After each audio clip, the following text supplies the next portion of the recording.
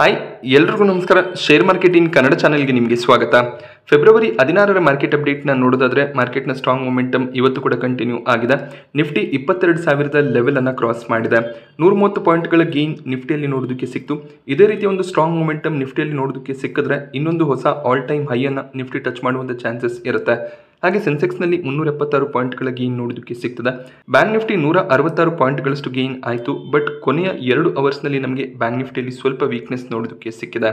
ನಿಫ್ಟಿಯ top gainers ಮತ್ತು ಲೂಸರ್ಸನ್ನು observe ಮಾಡಿದಾಗ ವಿಪ್ರೋ ಇವತ್ತು ಟಾಪ್ ಗೇನರ್ ಆಗಿತ್ತು. 4.5% ಅಪ್ಸೈಡ್ ವಿಪ್ರೋನಲ್ಲಿ ನೋಡೋದಕ್ಕೆ ಸಿಕ್ಕಿದೆ. ವಿಪ್ರೋ ಒಂದು US ಬೇಸ್ಡ್ ಇನ್ಶೂರೆನ್ಸ್ ಟೆಕ್ ಕಂಪನಿಯನ್ನು ಅಕ್ವೈರ್ ಮಾಡ್ಕೋಬೇಕು ಅಂತ ಇದ್ದಾರೆ. ಈ ಒಂದು ಕಂಪನಿಯಲ್ಲಿ 60% ಸ್ಟೇಕನ್ನು ಈಗ ಬೈ ಮಾಡ್ಕೋಬೇಕು ಅಂತ ಇದ್ದಾರೆ. ಇದೊಂದು ಫುಲ್ ಕ್ಯಾಶ್ ಡೀಲ್ ಆಗಿರುತ್ತೆ. $66 ಮಿಲಿಯನ್ ನಲ್ಲಿ 60% ಸ್ಟೇಕನ್ನು ಬೈ ಮಾಡ್ತಾ ಇದ್ದಾರೆ. ಮುಂದೆ ಮಿಕ್ಕ 40% ಸ್ಟೇಕ್ ಏನಿದೆ ಅದನ್ನು ಕೂಡ ವಿಪ್ರೋ ಬೈ ಮಾಡ್ಕೋತಾರೆ. US ಬೇಸ್ಡ್ ಆಗ್ನೆ ಗ್ಲೋಬಲ್ ಅನ್ನುವಂಥ ಕಂಪನಿ ಒಂದು ಟೆಕ್ ಕಂಪನಿ ಆಗಿರುತ್ತೆ. ಇನ್ಶೂರೆನ್ಸ್ ಸೆಕ್ಟರ್ನಲ್ಲಿ ಇವರು ಹೆಚ್ಚಿನ ಒಂದು ಎಕ್ಸ್ಪರ್ಟೈಸ್ ಅನ್ನು ಹೊಂದಿದ್ದಾರೆ. ಇವರ ಎಕ್ಸ್ಪರ್ಟೈಸ್ ಅನ್ನು ಬಳಸಿಕೊಂಡು ಇನ್ಶೂರೆನ್ಸ್ ಸೆಕ್ಟರ್ನಲ್ಲಿ ಹೆಚ್ಚಿನ ಒಂದು ಪ್ರಾಜೆಕ್ಟ್ಸ್ಗಳನ್ನು ಪಡ್ಕೊಳ್ಳೋದು ವಿಪ್ರೋನ ಉದ್ದೇಶ ಆಗಿದೆ. ಅದೇ ರೀಸನ್ನಿಂದ ಇನ್ಶೂರೆನ್ಸ್ ಟೆಕ್ ಕಂಪನಿಯನ್ನು ವಿಪ್ರೋ ಅಕ್ವೈರ್ ಮಾಡ್ಕೋತಿದ್ದಾರೆ. ಹಾಗೆ ವಿಪ್ರೋನಲ್ಲಿ ಒಂದು ಸ್ಟ್ರಾಂಗ್ ಬೌನ್ಸ್ ಬ್ಯಾಕ್ ನಮಗೆ ನೋಡೋದಕ್ಕೆ ಸಿಗ್ತದೆ. 400 ಲೆವೆಲಲ್ಲಿ ಬಹಳಷ್ಟು ದಿನ ವಿಪ್ರೋ ಟ್ರೇಡ್ ಆಗ್ತಿತ್ತು. ಬಟ್ ಆ ಒಂದು ಲೆವೆಲ್ನಿಂದ ಒಳ್ಳೆ ಒಂದು ಬೌನ್ಸ್ ಬ್ಯಾಕ್ ವಿಪ್ರೋನಲ್ಲಿ ನೋಡೋದಕ್ಕೆ ಸಿಕ್ಕಿದೆ. ಬಟ್ ಇವರ Q2, Q3 ರಿಸಲ್ಟ್ ಅಷ್ಟು ಚೆನ್ನಾಗಿ ಬಂದಿರಲಿಲ್ಲ. ಆದರೂ ಕೂಡ IT ಸೆಕ್ಟರ್ನಲ್ಲಿ ಒಳ್ಳೆ ಒಂದು ರಿವೈವಲ್ ಇರೋದ್ರಿಂದ ವಿಪ್ರೋನಲ್ಲಿ ಕೂಡ ಒಂದು ಸ್ಟ್ರಾಂಗ್ ಮೊಮೆಂಟಮ್ ಕಾಣಿಸ್ತದೆ. ಸೊ ಯಾರೆಲ್ಲ ಹೈಯರ್ ಲೆವೆಲ್ನಲ್ಲಿ ಬೈ ಮಾಡಿಕೊಂಡು ಲಾಸ್ನಲ್ಲಿ 400 ಲೆವೆಲಲ್ಲಿ ಎಕ್ಸಿಟ್ ಆಗಬೇಕು ಅಂತ ಇದ್ರಿ, ಈಗ ಬೇಕಾದರೆ ವಿಪ್ರೋನಿಂದ ಎಕ್ಸಿಟ್ ಆಗ್ಬೋದಾಗುತ್ತೆ. ಸೊ ಇನ್ಫೋಸಿಸ್, TCS, HCL ಈ ರೀತಿಯ IT ಕಂಪನಿಗಳಲ್ಲಿ ನೀವು ಇನ್ವೆಸ್ಟ್ಮೆಂಟ್ ಅನ್ನ ಮಾಡಬಹುದಾಗುತ್ತೆ. ಸೊ ಇದನ್ನ ಹೇಳೋದಕ್ಕೆ ಒಂದೇ ಒಂದು ರೀಸನ್ ಅಂದ್ರೆ ವಿಪ್ರೋನ ಕ್ವಾರ್ಟರ್ಲಿ ರಿಸಲ್ಟ್ ಆಗಿರುತ್ತೆ. ಸೊ ಬೇರೆ ಲಾರ್ಜ್ IT ಕಂಪನಿಗಳಲ್ಲಿ ಒಳ್ಳೆ ಒಂದು ಡೀಲ್ ವಿನ್ಸ್ ರೆಕಾರ್ಡ್ ಆಗ್ತದೆ. ವಿಪ್ರೋ, ಟೆಕ್ ಮಹೀಂದ್ರ ಅಷ್ಟೊಳ್ಳೆ ಡೀಲ್ ವಿನ್ಸ್ ಗಳನ್ನ ರೆಕಾರ್ಡ್ ಮಾಡ್ತಿಲ್ಲ. ಸೊ ಆ ಒಂದು ರೀಸನ್ ನಿಂದ ವಿಪ್ರೋನಿಂದ ಎಕ್ಸಿಟ್ ಆಗಬೇಕು ಅಂತಿದ್ರೆ ಎಕ್ಸಿಟ್ ಆಗಿ ಬೇರೆ ಒಂದು IT ಸ್ಟಾಕ್ ನಲ್ಲಿ ಇನ್ವೆಸ್ಟ್ಮೆಂಟ್ ಅನ್ನ ಮಾಡಬಹುದಾಗುತ್ತೆ. ಹಾಗೆ M&M ನಲ್ಲಿ ಇವತ್ತು 4% ಅಪ್ಸೈಡ್ ನೋಡೋದಕ್ಕೆ ಸಿಕ್ತು. M&M ವೋಲ್ಕ್ಸ್ವ್ಯಾಗನ್ನ ಜೊತೆಯಲ್ಲಿ ಸಪ್ಲೈ ಡೀಲ್ ಅನ್ನು ಸೈನ್ ಮಾಡಿದ್ದಾರೆ. M&M ಏನು ಎಲೆಕ್ಟ್ರಿಕ್ ವೆಹಿಕಲ್ಸ್ಗಳನ್ನು ಲಾಂಚ್ ಮಾಡಬೇಕು ಅಂತ ಇದ್ದಾರೆ. ಅದರಲ್ಲಿ ವೋಲ್ಕ್ಸ್ವ್ಯಾಗನ್ನ ಕಾಂಪೋನೆಂಟ್ಸ್ಗಳನ್ನು ಬಳಸೋದಕ್ಕೆ ಈ ಒಂದು ಸಪ್ಲೈ ಡೀಲ್ ಸೈನ್ ಆಗಿದೆ. 2024ರ ಡಿಸೆಂಬರ್ನಲ್ಲಿ 5 ಎಲೆಕ್ಟ್ರಿಕ್ SUVಗಳನ್ನು M&M ಲಾಂಚ್ ಮಾಡಬೇಕು ಅಂತ ಇದ್ದಾರೆ. ಈ ಎಲೆಕ್ಟ್ರಿಕ್ ವೆಹಿಕಲ್ಸ್ಗಳಲ್ಲಿ ವೋಲ್ಕ್ಸ್ವ್ಯಾಗನ್ನ ಪಾರ್ಟ್ಗಳ ಬಳಕೆ ಆಗುತ್ತೆ. ಸೊ ಈ ಒಂದು ಡೀಲ್ ಖಂಡಿತವಾಗ್ಲೂ M&Mಗೆ ಪಾಸಿಟಿವ್ ಆಗಿರುತ್ತೆ. ಸೊ ಈ ಒಂದು ಡೀಲ್ ಸೈನ್ ಆಗಿದ್ರಿಂದ M&M 4% ಗೇನ್ ಆಗಿದೆ. ಹಾಗೆ 52 ವೀಕ್ ಹೈ ಅನ್ನು ಕೂಡ ಟಚ್ ಮಾಡಿದೆ. ವೋಲ್ಕ್ಸ್ವ್ಯಾಗನ್ನ ಜೊತೆಯಲ್ಲಿ ಡೀಲ್ ಏನಿದೆ ಇದು ಮಲ್ಟಿ ಇಯರ್ ಕಾಂಟ್ರಾಕ್ಟ್ ಆಗಿದೆ. SBI ಲೈಫ್ ಇನ್ಶೂರೆನ್ಸ್, ಅದಾನಿ ಪೋರ್ಟ್ನಲ್ಲಿ ಕೂಡ 3%ಗೂ ಹೆಚ್ಚಿನ ಅಪ್ಸೈಡ್ ಇವತ್ತು ನೋಡೋದಕ್ಕೆ ಸಿಕ್ತು. L&T ಕೂಡ 2.5% ಗೇನ್ ಆಗಿದೆ. ಟಾಪ್ ಲೂಸರ್ಸ್ ಲಿಸ್ಟ್ನಲ್ಲಿ PSU ಸೆಕ್ಟರ್ನ ಕಂಪನಿಗಳು ಮತ್ತೆ ನೋಡೋದಕ್ಕೆ ಸಿಗ್ತದೆ. ಸೊ ಪವರ್ ಗ್ರಿಡ್ನಲ್ಲಿ 2.5% ಕರೆಕ್ಷನ್ ನೋಡೋದಕ್ಕೆ ಸಿಕ್ಕಿದೆ. ONGC, SBI 1% ಕರೆಕ್ಟ್ ಆಗಿದೆ. ಹಾಗೆ ಬ್ರಿಟಾನಿಯಾನಲ್ಲಿ ಕೂಡ 0.74% ಕರೆಕ್ಷನ್ ನೋಡೋದಕ್ಕೆ ಸಿಕ್ಕಿದೆ. ರಿಲಯನ್ಸ್ ಕೂಡ ಇವತ್ತು ನೆಗೆಟಿವ್ ಕ್ಲೋಸಿಂಗ್ ಅನ್ನು ಕೊಟ್ಟಿದೆ. ಹಾಗೆ ರಿಲಯನ್ಸ್ ಹೊಸ ಒಂದು ಎನರ್ಜಿ ಬಿಸ್ನೆಸ್ ಅನ್ನು ಸ್ಟಾರ್ಟ್ ಮಾಡಬೇಕು ಅಂತ ಇದ್ದಾರೆ. ಈ ಒಂದು ಎನರ್ಜಿ ಬಿಸ್ನೆಸ್ನ ಟೋಟಲ್ ವ್ಯಾಲ್ಯೂ 2,36,000 ಕೋಟಿ ಅರೌಂಡಲ್ಲಿ ನೋಡೋದಕ್ಕೆ ಸಿಗುತ್ತೆ. ನಿಫ್ಟಿ 50ಯ 25ಕ್ಕೂ ಹೆಚ್ಚಿನ ಕಂಪನಿಗಳ ಟೋಟಲ್ ಮಾರ್ಕೆಟ್ ಕ್ಯಾಪ್ ಕೂಡ 2 ಲಕ್ಷ ಕೋಟಿ ಮೇಲೆ ನಮಗೆ ನೋಡೋದಕ್ಕೆ ಸಿಗೋದಿಲ್ಲ. ಆದ್ರಿಂದ ನಿಫ್ಟಿ 50ಯ ಅರ್ಧಕ್ಕೂ ಹೆಚ್ಚಿನ ಕಂಪನಿಗಳ ಮಾರ್ಕೆಟ್ ಕ್ಯಾಪ್ ಏನಿದೆ ಅದಕ್ಕಿಂತ ಹೆಚ್ಚಿನ ಒಂದು ವ್ಯಾಲ್ಯೂಷನ್ ರಿಲಯನ್ಸ್ನ ಎನರ್ಜಿ ಬಿಸ್ನೆಸ್ ಹೊಂದಿರುತ್ತೆ. ಹಾಗೆ ರೀಸೆಂಟ್ ಆಗಿ ರಿಲಯನ್ಸ್ 20 ಲಕ್ಷ ಕೋಟಿಯ ಮಾರ್ಕೆಟ್ ಕ್ಯಾಪ್ ಅನ್ನು ಕೂಡ ಕ್ರಾಸ್ ಮಾಡಿತ್ತು. ಒಂದು ಸ್ಟ್ರಾಂಗ್ ಮೊಮೆಂಟಮ್ ರಿಲಯನ್ಸ್ ಇಂಡಸ್ಟ್ರೀಸ್ ನಲ್ಲಿ ಕಳೆದ 1 ತಿಂಗಳಿಂದ ನೋಡೋದಕ್ಕೆ ಸಿಗ್ತದೆ. ಹಾಗೆ ಬ್ರೋಕರೇಜ್ ಗಳು ಕೂಡ ಒಳ್ಳೆ ಒಂದು ಟಾರ್ಗೆಟ್ಸ್ ಅನ್ನ ರಿಲಯನ್ಸ್ ಅಲ್ಲಿ ಕೊಟ್ಟಿದ್ದಾರೆ. ಹಾಗೆ ರಿಲಯನ್ಸ್ ನ ಫೇರ್ ವ್ಯಾಲ್ಯೂ ಎಸ್ಟಿಮೇಟ್ ಅನ್ನು ಕೂಡ ಕೆಲವೊಂದಿಷ್ಟು ಗ್ಲೋಬಲ್ ಬ್ರೋಕರೇಜ್ ಗಳು ಎಸ್ಟಿಮೇಟ್ ಮಾಡಿದ್ದಾರೆ. ಮಾರ್ಗನ್ ಸ್ಟ್ಯಾನ್ಲಿ ಕಡೆಯಿಂದ ಇವರ O2C, ರಿಟೇಲ್, ಜಿಯೋ ಬಿಸ್ನೆಸ್ ಹಾಗೆ ಹೊಸ ಎನರ್ಜಿ ಬಿಸ್ನೆಸ್ ಏನು ಸ್ಟಾರ್ಟ್ ಆಗ್ತಿದೆ ಎಲ್ಲದರ ಟೋಟಲ್ ವ್ಯಾಲ್ಯೂಷನ್ ಬೇಸಿಸ್ ಮೇಲೆ ಫೇರ್ ವ್ಯಾಲ್ಯೂ 3046 ಆಗಿರುತ್ತೆ. ಇದೇ ರೀತಿಯಲ್ಲಿ UBS, Goldman Sachs, Nomura, Jefferies, BNP Paribas ಈ ರೀತಿಯ ಗ್ಲೋಬಲ್ ಬ್ರೋಕರೇಜ್ಗಳು 3000ಕ್ಕೂ ಹೆಚ್ಚಿನ ಫೇರ್ ವ್ಯಾಲ್ಯೂ ಟಾರ್ಗೆಟ್ಸ್ ಅನ್ನು ರಿಲಯನ್ಸ್ನಲ್ಲಿ ಕೊಟ್ಟಿದ್ದಾರೆ. ಅಂದರೆ ರಿಲಯನ್ಸ್ನ ಟೋಟಲ್ ವ್ಯಾಲ್ಯೂಷನ್ ಅನ್ನು ಎಸ್ಟಿಮೇಟ್ ಮಾಡಿದಾಗ ಈ ಒಂದು ಮಾರ್ಕೆಟ್ ವ್ಯಾಲ್ಯೂ ನಮಗೆ ನೋಡೋದಕ್ಕೆ ಸಿಗುತ್ತೆ ಅಂತ ಬ್ರೋಕರೇಜ್ಗಳು ಎಸ್ಟಿಮೇಷನ್ ಅನ್ನು ಮಾಡಿದ್ದಾರೆ. ರಿಲಯನ್ಸ್ ಈಗ 2,925 ಅರೌಂಡಲ್ಲಿ ಟ್ರೇಡ್ ಆಗ್ತಿದೆ. ಈ ಬ್ರೋಕರೇಜ್ಗಳ ಪ್ರಕಾರ ರಿಲಯನ್ಸ್ ಈಗ ಒಳ್ಳೆ ಒಂದು ವ್ಯಾಲ್ಯೂಷನಲ್ಲಿ ಟ್ರೇಡ್ ಆಗ್ತಿದೆ ಅನ್ನೋದು ಅರ್ಥ ಆಗಿರುತ್ತೆ. ಹಾಗೆ ಮುಂದಿನ ಕ್ವಾರ್ಟರ್ಗಳಲ್ಲಿ ಯಾವ ರೀತಿಯ ರಿಸಲ್ಟ್ ರಿಲಯನ್ಸ್ನಲ್ಲಿ ಬರುತ್ತೆ ಅದರ ಬೇಸಿಸ್ ಮೇಲೆ ಇನ್ನಷ್ಟು ಟಾರ್ಗೆಟ್ ಪ್ರೈಸ್ ರೈಸ್ ಆಗುವಂಥ ಚಾನ್ಸಸ್ ಇರುತ್ತೆ. ಸೊ 3,200ವರೆಗೂ ಬಹಳಷ್ಟು ಬ್ರೋಕರೇಜ್ಗಳು ಟಾರ್ಗೆಟ್ಸ್ಗಳನ್ನು ಕೊಟ್ಟಿದ್ದಾರೆ. ಹಾಗೆಯೇ ಇವರು ತಮ್ಮ ಜಿಯೋ ಬಿಸ್ನೆಸ್, ರಿಟೇಲ್ ಬಿಸ್ನೆಸ್ಸನ್ನು ಡಿಮರ್ಜ್ ಮಾಡ್ತೀವಿ ಅಂತ ಕೂಡ ಟಾರ್ಗೆಟ್ಸ್ಗಳನ್ನು ಕೊಟ್ಟಿದ್ರು. ನೋಡಬೇಕಾಗುತ್ತೆ ಯಾವಾಗ ಈ ಬಿಸ್ನೆಸ್ಗಳನ್ನು ಡಿಮರ್ಜ್ ಮಾಡ್ತಾರೆ ಅಂತ. ಇವತ್ತಿನ FII DII ಆಕ್ಟಿವಿಟಿಯನ್ನು ಅಬ್ಸರ್ವ್ ಮಾಡಿದಾಗ ಇಬ್ಬರು ಕೂಡ ನೆಟ್ ಬೈಯರ್ಸ್ ಆಗಿದ್ದಾರೆ. DIIs ಕಡೆಯಿಂದ 1,571 ಕೋಟಿ ಅಮೌಂಟ್ನ ನೆಟ್ ಬೈಯಿಂಗ್ ನೋಡೋದಕ್ಕೆ ಸಿಕ್ಕಿದೆ. FIIs US ನ ಇನ್ಫ್ಲೇಷನ್ ಡೇಟಾ ಬಂದಾಗಿಂದ ನೆಟ್ ಸೆಲ್ಲರ್ಸ್ ಆಗಿದ್ರು. ಬಟ್ ಇವತ್ತು 253 ಕೋಟಿ ಅಮೌಂಟ್ನ ನೆಟ್ ಬೈಯಿಂಗ್ ಅನ್ನು ಮಾರ್ಕೆಟ್ನಿಂದ ಮಾಡಿದ್ದಾರೆ.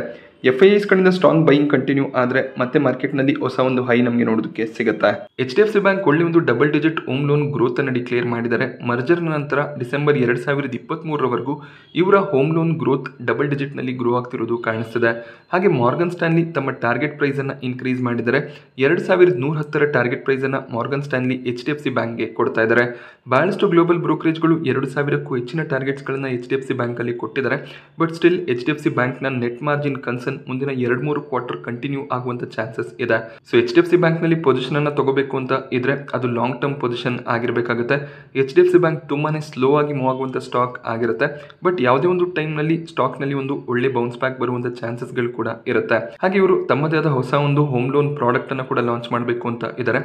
SBI ನ ಮ್ಯಾಕ್ಸ್ ಗೇನ್ ಹೋಮ್ ಲೋನ್ ಏನಿದೆ ಅದೇ ರೀತಿಯಲ್ಲಿ ಒಂದು ಹೋಮ್ ಸೇವರ್ ಪ್ರಾಡಕ್ಟ್ ಅನ್ನ HDFC ಬ್ಯಾಂಕ್ ಏಪ್ರಿಲ್ ನಲ್ಲಿ ಲಾಂಚ್ ಮಾಡ್ತಾರೆ. ಹೋಮ್ ಲೋನ್ ಸೆಗ್ಮೆಂಟ್ ನಲ್ಲಿ ಒಳ್ಳೆ ಒಂದು ಗ್ರೋತ್ ಅನ್ನು ತರೋದು HDFC ಬ್ಯಾಂಕ್ನ ಉದ್ದೇಶ ಆಗಿದೆ. ಸೊ ಅಲ್ಲಿಂದನೇ ಮಾರ್ಜಿನ್ಸ್ ಅನ್ನ ಪ್ರೊಟೆಕ್ಟ್ ಮಾಡ್ಕೊಳ್ಳುವಂತ ಪ್ಲಾನ್ಸ್ ಅನ್ನು ಕೂಡ HDFC ಮ್ಯಾನೇಜ್ಮೆಂಟ್ ಮಾಡಿದ್ದಾರೆ. ಹಾಗೆ FIIs ಕಡೆಯಿಂದ ಮತ್ತೆ ಒಂದು ಬೈಯಿಂಗ್ ಕೂಡ ಎಮರ್ಜ್ ಆಗುವಂತ ಚಾನ್ಸಸ್ ಇರುತ್ತೆ. ಸೊ ಸ್ಟಾಕ್ ಪ್ರೈಸ್ ನಲ್ಲಿ ಎಷ್ಟೇ ಜಂಪ್ ಇದ್ರೂ ಕೂಡ ಹೈಯರ್ ಲೆವೆಲ್ ನಲ್ಲಿ FIIs ಸೆಲ್ಲಿಂಗ್ ಅನ್ನ ಮಾಡ್ತಿದ್ದಾರೆ. ಹಾಗೆ ರಿಟೇಲ್ ಇನ್ವೆಸ್ಟರ್ಸ್ ಗಳು ಕೂಡ ಈ ಒಂದು ಸ್ಟಾಕ್ ನಲ್ಲಿ ತಮ್ಮ ಪೊಸಿಷನ್ ಅನ್ನ ಕಟ್ ಮಾಡ್ತಿದ್ದಾರೆ. ಬಟ್ ಮ್ಯೂಚುವಲ್ ಫಂಡ್ ಗಳು ಸ್ಟಾಕ್ ಅನ್ನ ಲೋವರ್ ಲೆವೆಲ್ ಗಳಲ್ಲಿ ಅಕ್ವೈರ್ ಮಾಡ್ಕೊಳ್ತಾ ಹೋಗ್ತಿದ್ದಾರೆ. ಸೊ ಈ ಒಂದು ಕ್ವಾರ್ಟರ್ ನ ಮ್ಯೂಚುವಲ್ ಫಂಡ್ ಹೋಲ್ಡಿಂಗ್ ಡೇಟಾ ನಮಗೆ ನೋಡೋದಕ್ಕೆ ಸಿಕ್ತಾಗ ಕ್ಲಾರಿಟಿ ಸಿಗುತ್ತೆ. ಇನ್ಫೋಸಿಸ್ ತಮ್ಮ ಕ್ವಾರ್ಟರ್ 3 ರಿಸಲ್ಟ್ಸ್ ಅನ್ನ ಡಿಕ್ಲೇರ್ ಮಾಡೋದಕ್ಕೂ ಮುಂಚೆ ಒಂದು ದೊಡ್ಡ ಡೀಲ್ ಅನ್ನ ಕಳ್ಕೊಂಡಿದ್ರು. ಬಟ್ ಈಗ 2 ಹೊಸ ಕಾಂಟ್ರಾಕ್ಟ್ ಗಳನ್ನ ಸೈನ್ ಮಾಡಿದ್ದಾರೆ. ಸಿಂಗಪೂರ್ ಬೇಸ್ಡ್ ಕಂಪನಿಯ ಜೊತೆಯಲ್ಲಿ $300 ಮಿಲಿಯನ್ ಒಂದು ಕಾಂಟ್ರಾಕ್ಟ್ ಸೈನ್ ಆಗಿದೆ. ಇದು 5 ವರ್ಷದ ಕಾಂಟ್ರಾಕ್ಟ್ ಆಗಿರುತ್ತೆ. ಹಾಗೆ ಐರಿಷ್ ಫುಡ್ ರಿಟೇಲರ್ನ ಜೊತೆಯಲ್ಲಿ 7 ವರ್ಷದ ಕಾಂಟ್ರಾಕ್ಟ್ ಅನ್ನ ಇನ್ಫೋಸಿಸ್ ಸೈನ್ ಮಾಡಿದ್ದಾರೆ. ಬಟ್ ಕ್ವಾರ್ಟರ್ 2 ನಲ್ಲಿ ಇವರು ಟೋಟಲ್ $7.7 ಬಿಲಿಯನ್ ಡೀಲ್ ಅನ್ನ ಸೈನ್ ಮಾಡಿದ್ರು. ಕ್ವಾರ್ಟರ್ 3 ನಲ್ಲಿ ಅದು $3.2 ಬಿಲಿಯನ್ ಗೆ ಫಾಲ್ ಆಗಿತ್ತು. ಇನ್ಫೋಸಿಸ್ ನ ರಿಸಲ್ಟ್ ಕೂಡ ಕ್ವಾರ್ಟರ್ 3 ನಲ್ಲಿ ಅಷ್ಟು ಚೆನ್ನಾಗಿ ಬಂದಿರಲಿಲ್ಲ. ಬಟ್ ಬಹಳಷ್ಟು ಬ್ರೋಕರೇಜ್ಗಳು 2025ರ ಫಿನಾನ್ಷಿಯಲ್ ಇಯರ್ ನಲ್ಲಿ ಇನ್ಫೋಸಿಸ್ ಕಡೆಯಿಂದ ಒಳ್ಳೆ ಒಂದು ರಿಸಲ್ಟ್ ಬರುತ್ತೆ ಅಂತ ಎಕ್ಸ್ಪೆಕ್ಟ್ ಮಾಡ್ತಿದ್ದಾರೆ. ಹಾಗೆ ನಿನ್ನೆ ವಿಡಿಯೋದಲ್ಲಿ ಕೂಡ ನಾನು ಕವರ್ ಮಾಡಿದ್ದೆ 30ಕ್ಕೂ ಹೆಚ್ಚಿನ ಬ್ರೋಕರೇಜ್ಗಳು ಇನ್ಫೋಸಿಸ್ ನಲ್ಲಿ ಈಗಲೂ ಕೂಡ ಬೈ ರೇಟಿಂಗ್ ಅನ್ನ ಕೊಡ್ತಾ ಇದ್ದಾರೆ. 2000ಕ್ಕೂ ಹೆಚ್ಚಿನ ಟಾರ್ಗೆಟ್ಸ್ ಗಳು ಇನ್ಫೋಸಿಸ್ ನಲ್ಲಿ ಬ್ರೋಕರೇಜ್ ನ ಕಡೆಯಿಂದ ನೋಡೋದಕ್ಕೆ ಸಿಗ್ತದೆ. ಇವತ್ತು ಕೂಡ ಸ್ಟಾಕ್ 1.5% ಗೇನ್ ಆಗಿದೆ. ಎಂಟೆರೋ ಹೆಲ್ತ್ ಕೇರ್ ಮಾರ್ಕೆಟ್ ನಲ್ಲಿ ಲಿಸ್ಟ್ ಆಗಿದೆ. 1258ರ ಪ್ರೈಸ್ ಅನ್ನ ಕಂಪನಿ ಸೆಟ್ ಮಾಡಿದ್ರು. 1228ರ ಲೆವೆಲ್ ನಲ್ಲಿ ಲಿಸ್ಟಿಂಗ್ ನೋಡೋದಕ್ಕೆ ಸಿಕ್ತು. 2% ಡೌನ್ ಸೈಡ್ ನೊಂದಿಗೆ ಎಂಟೆರೋ ಹೆಲ್ತ್ ಕೇರ್ ಮಾರ್ಕೆಟ್ ನಲ್ಲಿ ಲಿಸ್ಟ್ ಆಗಿದೆ. ₹2 ಪ್ರೀಮಿಯಂ ನೋಡೋದಕ್ಕೆ ಸಿಕ್ತಿತ್ತು. ಒಂದು ಫ್ಲಾಟ್ ಅಥವಾ ನೆಗೆಟಿವ್ ಲಿಸ್ಟಿಂಗ್ ನ ಎಕ್ಸ್ಪೆಕ್ಟೇಷನ್ ಇತ್ತು. 2% ನೆಗೆಟಿವ್ ಸೈಡ್ ನೊಂದಿಗೆ ಎಂಟೆರಿಯೋ ಮಾರ್ಕೆಟ್ ನಲ್ಲಿ ಲಿಸ್ಟ್ ಆಯಿತು. ಹಾಗೆ IPO ಪ್ರೈಸ್ ಅನ್ನು ಕೂಡ ಟಚ್ ಮಾಡಿತ್ತು. 1258ರ ಲೆವೆಲ್ ಅನ್ನ ಎಂಟೆರೋ ಟಚ್ ಮಾಡಿ ಆ ಒಂದು ಲೆವೆಲ್ ನಿಂದ ಸ್ವಲ್ಪ ಕರೆಕ್ಷನ್ ನೋಡೋದಕ್ಕೆ ಸಿಕ್ಕಿದೆ. 1149ರ ಲೆವೆಲ್ ನಲ್ಲಿ ಎಂಟೆರೋ ಕ್ಲೋಸಿಂಗ್ ಅನ್ನ ಕೊಟ್ಟಿದೆ. ಹೆಲ್ತ್ ಕೇರ್ ಸೆಗ್ಮೆಂಟ್ ನಲ್ಲಿ ಕೆಲಸ ಮಾಡುವಂತ ಕಂಪನಿ. ಇವರು ಹೆಲ್ತ್ ಕೇರ್ ಪ್ರಾಡಕ್ಟ್ಸ್ ಗಳನ್ನ ಡಿಸ್ಟ್ರಿಬ್ಯೂಟ್ ಮಾಡುವಂತ ಬಿಸ್ನೆಸ್ ಅನ್ನ ಮಾಡ್ತಾರೆ. ಈ ಒಂದು ಕಂಪನಿ ಯಾವ ರೀತಿಯ ಪರ್ಫಾರ್ಮೆನ್ಸ್ ಅನ್ನ ಕೊಡುತ್ತೆ ಅದು ಮುಂದಿನ ಕ್ವಾರ್ಟರ್ಗಳಲ್ಲಿ ಗೊತ್ತಾಗುತ್ತೆ. ಸೊ ಈ ಒಂದು ಲೆವೆಲ್ ನಲ್ಲಿ ವ್ಯಾಲ್ಯೂಯೇಷನ್ ಸ್ವಲ್ಪ ಎಕ್ಸ್ಪೆನ್ಸಿವ್ ಅಂತ ಅನ್ಸುತ್ತೆ. ಹಾಗೆ ವಿಬೋರ್ ಸ್ಟೀಲ್ ನ ಗ್ರೇ ಮಾರ್ಕೆಟ್ ಪ್ರೀಮಿಯಂ ಇನ್ಕ್ರೀಸ್ ಆಗಿದೆ. 130ರ ಪ್ರೀಮಿಯಂ ನೋಡೋದಕ್ಕೆ ಸಿಗ್ತದೆ. ಸೊ ಈ ಒಂದು IPO ನಲ್ಲಿ ಒಳ್ಳೆ ಒಂದು ಲಿಸ್ಟಿಂಗ್ ನ ಎಕ್ಸ್ಪೆಕ್ಟೇಷನ್ಸ್ ಇರುತ್ತೆ. ನಾಳೆ ನಮಗೆ ಅಲಾಟ್ಮೆಂಟ್ ನೋಡೋದಕ್ಕೆ ಸಿಗಬಹುದು. ಬಜಾಜ್ ಆಟೋ ಜನವರಿ ತಿಂಗಳಲ್ಲಿ ಬೈಬ್ಯಾಕ್ ಅನ್ನು ಅನೌನ್ಸ್ ಮಾಡಿದ್ರು. 10,000ದ ಪ್ರೈಸ್ ನಲ್ಲಿ 4 ಲಕ್ಷ ಶೇರ್ಸ್ ಗಳನ್ನ ಬಜಾಜ್ ಆಟೋ ಪ್ರಮೋಟರ್ಸ್ ಮಾರ್ಕೆಟ್ ನಿಂದ ಬೈಬ್ಯಾಕ್ ಮಾಡ್ಕೋತಾರೆ. ಈ ಒಂದು ಬೈಬ್ಯಾಕ್ ಗೆ ರೆಕಾರ್ಡ್ ಡೇಟ್ ಸೆಟ್ ಆಗಿರಲಿಲ್ಲ. ಈಗ ರೆಕಾರ್ಡ್ ಡೇಟ್ ಸೆಟ್ ಆಗ್ತಿರೋದು ಕಾಣಿಸ್ತಿದೆ. ಫೆಬ್ರವರಿ 29 ಈ ಒಂದು ಬೈಬ್ಯಾಕ್ ಗೆ ರೆಕಾರ್ಡ್ ಡೇಟ್ ಆಗಿದೆ. ನೀವು ಬಜಾಜ್ ಆಟೋನ ಶೇರ್ಸ್ ಗಳನ್ನ ಹೋಲ್ಡ್ ಮಾಡ್ತಿದ್ರ ಅಂದ್ರೆ ಫೆಬ್ರವರಿ 29ರವರೆಗೂ ಹೋಲ್ಡ್ ಮಾಡ್ಕೊಂಡ್ರೆ ಸೊ ಬಜಾಜ್ ಆಟೋ ಮತ್ತೆ ಬೈಬ್ಯಾಕ್ ಅಲ್ಲಿ ಶೇರ್ಸ್ ಗಳನ್ನ ಟೆಂಡರ್ ಮಾಡೋದಕ್ಕೆ ಡೇಟ್ ಅನ್ನ ಅನೌನ್ಸ್ ಮಾಡ್ತಾರೆ. ಆ ಒಂದು ಟೈಮ್ ನಲ್ಲಿ ನೀವು ಶೇರ್ ಗಳನ್ನ ಟೆಂಡರ್ ಮಾಡಬಹುದಾಗುತ್ತೆ. ಸೊ 4,000 ಕೋಟಿಯ ಬೈಬ್ಯಾಕ್ ಆಗಿರೋದ್ರಿಂದ ಬೈಬ್ಯಾಕ್ ನ ಚಾನ್ಸಸ್ ಕೂಡ ಇನ್ಕ್ರೀಸ್ ಆಗುತ್ತೆ. So Bajaj auto management buyback ಅನ್ನ ಅನೌನ್ಸ್ ಮಾಡಿದಾಗ ಶೇರ್ ಪ್ರೈಸ್ 6,800 ಅರೌಂಡ್ ಅಲ್ಲಿ ನೋಡೋದಕ್ಕೆ ಸಿಕ್ಕಿತ್ತು. ಈಗ ಈ ಬೈಬ್ಯಾಕ್ ನ ನ್ಯೂಸ್ ನಿಂದ 8,400 ಅರೌಂಡ್ ಅಲ್ಲಿ ಬಜಾಜ್ ಆಟೋ ಟ್ರೇಡ್ ಆಗ್ತಿದೆ. ಸೊ ನೀವು ಈಗ ಶೇರ್ಸ್ ಗಳನ್ನ ಪರ್ಚೇಸ್ ಮಾಡ್ಕೊಂಡ್ರು ಕೂಡ ಬಜಾಜ್ ಆಟೋ ಬೈಬ್ಯಾಕ್ ನಲ್ಲಿ ಪಾರ್ಟಿಸಿಪೇಟ್ ಮಾಡಬಹುದಾಗುತ್ತೆ. ಬಟ್ ಇಲ್ಲಿ ಒಂದು ಕಂಡೀಷನ್ ಅನ್ನ ನೆನಪಲ್ಲಿ ಇಟ್ಕೋಬೇಕು. ನೀವು 10 ಶೇರ್ಸ್ ಗಳನ್ನ ಬೈ ಮಾಡ್ಕೊಂಡ್ರೆ 10 ಶೇರ್ಗಳು ಬೈಬ್ಯಾಕ್ ಆಗೋದಿಲ್ಲ. 2ರಿಂದ 3 ಶೇರ್ಗಳು ಬೈಬ್ಯಾಕ್ ಆಗ್ಬೋದು. ಅದು ಕೂಡ ಅಕ್ಸೆಪ್ಟೆನ್ಸ್ ರೇಷಿಯೋ ಮೇಲೆ ಡಿಪೆಂಡ್ ಆಗುತ್ತೆ. ಹಾಗೆ ಈಗ ಈ ಒಂದು ಬೈಬ್ಯಾಕ್ ನಲ್ಲಿ ಪಾರ್ಟಿಸಿಪೇಟ್ ಮಾಡೋದಕ್ಕೆ ಶೇರ್ಸ್ ಗಳನ್ನ ಬೈ ಮಾಡ್ಕೋಬಹುದಾ ಅಂದ್ರೆ ಸ್ವಲ್ಪ ರಿಸ್ಕಿ ಬೆಟ್ ಆಗುತ್ತೆ. ಯಾಕೆಂದ್ರೆ ಬಜಾಜ್ ಆಟೋ ಆಲ್ರೆಡಿ ತುಂಬಾನೇ ರನ್ ಆಗಿದೆ. ಅರ್ನಿಂಗ್ಸ್ ಕೂಡ ತುಂಬಾನೇ ಇಂಪಾರ್ಟೆಂಟ್ ಆಗುತ್ತೆ. ಕ್ವಾರ್ಟರ್ 3 ನಲ್ಲಿ ಒಳ್ಳೆ ಒಂದು ರಿಸಲ್ಟ್ ಅನ್ನು ಡಿಕ್ಲೇರ್ ಮಾಡಿದ್ದಾರೆ. ಬಟ್ ಈ ಒಂದು ಪರ್ಫಾರ್ಮೆನ್ಸ್ ಮುಂದಿನ ಕ್ವಾರ್ಟರ್ಗಳಲ್ಲಿ ಕಂಟಿನ್ಯೂ ಆಗಲಿಲ್ಲ ಅಂದ್ರೆ ಸ್ಟಾಕ್ ಪ್ರೈಸ್ ನಲ್ಲಿ ಬಹಳಷ್ಟು ವೀಕ್ನೆಸ್ ಬರುವಂತ ಚಾನ್ಸಸ್ ಕೂಡ ಇದೆ. ಹಾಗೆ ಆಟೋ ಕಂಪನಿಗಳು ಸೇಲ್ಸ್ ಅನ್ನು ಯಾವ ರೀತಿಯಲ್ಲಿ ಮಾಡ್ತಾರೆ ಅದರ ಬೇಸಿಸ್ ಮೇಲೆ ಸ್ಟಾಕ್ ಪ್ರೈಸ್ ಡಿಸೈಡ್ ಆಗುತ್ತೆ. ಸೇಲ್ಸ್ ನಲ್ಲಿ ಸ್ವಲ್ಪ ಪ್ರಾಬ್ಲಮ್ಸ್ ಆದ್ರೆ ಮತ್ತೆ ಸ್ಟಾಕ್ ಪ್ರೈಸ್ ನಲ್ಲಿ ವೀಕ್ನೆಸ್ ಬರುವಂತ ಚಾನ್ಸಸ್ ಇದೆ.